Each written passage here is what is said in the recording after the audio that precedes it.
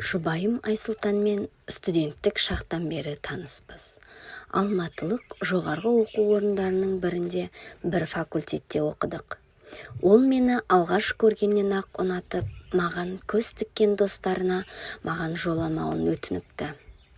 Оның көңіл білдіргенінен мен де кетар емес едім.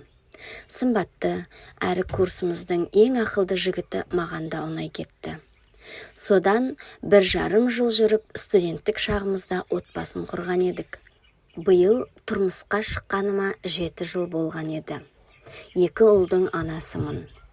Соңғы жылдары Айсұлтан екеуміз бір-бірімізден суынып кеткендей болдық. Жыл өткен сайын қиындықты бірге көрген ерлі-зайыптылар бір-біріне жақындай түседі деп ойлайтынмын. Алайда біздің жағдай басқаша болып шықты. Мен үнемі үйге кеш келетін жұбайымды қызғанып, оның іс-әрекеттерін бақылайтын болдым. Осы мінезіммен де оның шамына тиіп кеттім.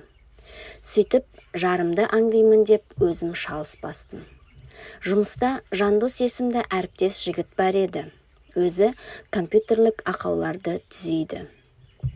Алайда кез келген уақытта маған көмек керек бола қойса, жүгіріп келеді. Екеуміз бір кеңседе 1 жылдай жұмыс істеп, етене жақын болып қалғандаймыз.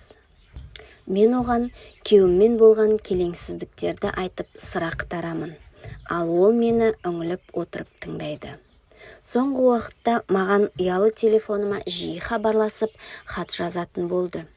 Оның менде көңілі бар екенін ақмақтың өзі де түсінер еді.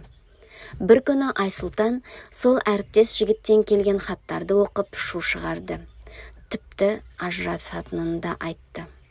Оның көзіне ешқашан шөп салмағанымды, жай ғана әріптесімнен келген хат екенін айтсам да, күйеуім киімдерін жинап үйден кетті.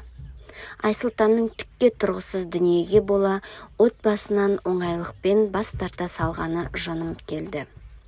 Ертесі үйге келіп, түнде ата-енемнің үйінде болғанын сөз етті. Бірақ сол күйі маған бұрылып та қарамайды. Енді не істесем болады? Өзімнен де кінә бар екенін түсінемін.